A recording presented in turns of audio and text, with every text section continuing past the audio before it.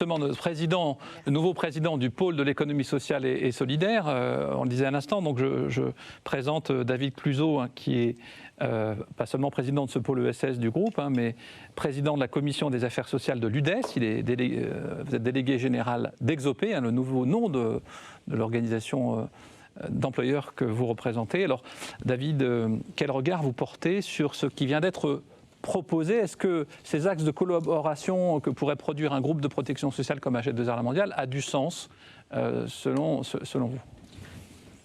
Alors, oui, évidemment.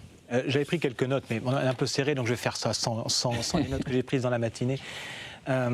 Oui, ça a du sens. D'abord, peut-être parce que la question de l'autonomie, telle qu'elle a été posée, la question de la transition. En fait, on est au cœur de transition économique, numérique, écologique et la transition démographique. C'est une question qui relève d'un vrai projet de société.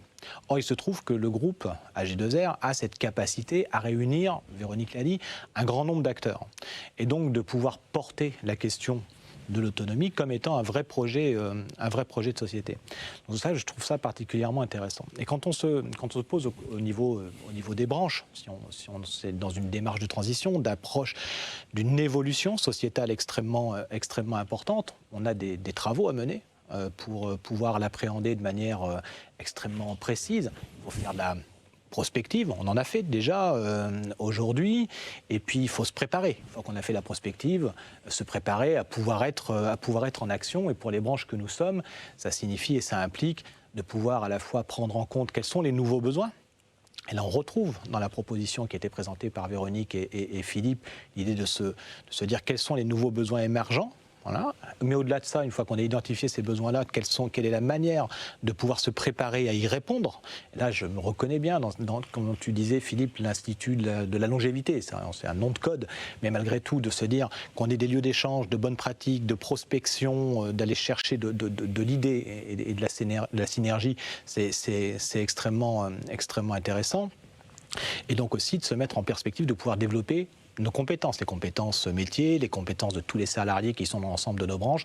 Et je crois que là, on s'y retrouve parce que c'est bien aussi par cet effort et cette progression-là qu'on entrera, et je retiens ce dernier thème, la question de la performance sociale. Je crois aussi pourquoi ça intéresse plus particulièrement le pôle ESS, parce que l'ESS s'est inscrite historiquement dans la question de l'autonomie. Je ne vais pas reprendre ce qu'a dit Philippe Calmette ou Marie Rentillon, c'est une évidence. Et au-delà de ces cœurs de métiers qu'on identifie tout à fait clairement, que sont les métiers du social, du médico-social et de l'aide à domicile, c'est aussi la capacité de l'ESS à embrasser plus globalement un projet de cohésion sociale qui vise à accompagner les personnes tout au long de leur vie, et cette vie qui va devenir de plus en plus longue. Et nous, notre souhait dans l'ESS, c'est que cette vie qu'on va avoir de plus en plus longue, on la vive le mieux possible. Et donc, on est en capacité de mobiliser beaucoup d'acteurs, qui sont des acteurs de l'économie sociale et solidaire. Je vais parler de ceux qui prennent soin, mais c'est aussi ceux qui vont pouvoir finalement éduquer, prévenir, accompagner les personnes avant qu'elles rentrent dans la vieillesse, et pour finalement retarder le terme où on vieillit avec le risque d'être le plus isolé et en moins bonne santé. Je pense au secteur du sport. La question du sport santé est tout à fait centrale dans ce sujet-là, mais c'est aussi la question de l'habitat. Tu en as parlé, Philippe. C'est aussi l'idée d'avoir toujours un métier le long de la vie, d'être ouvert et d'avoir un accès à la culture. Voilà, je pense que tous ces sujets sont tout à fait au cœur du projet de l'ESS. C'est pour ça que, à mon sens, le pôle ESS va complètement se reconnaître dans ce projet de transformation des métiers et l'appui que veut porter le groupe. Un pas de côté, certes, mais un pas de côté qui va nous permettre aussi de nous recentrer très fortement. Et ça, c'est extrêmement intéressant. Et au pôle ESS, on compte bien s'en emparer dans toutes ces dimensions.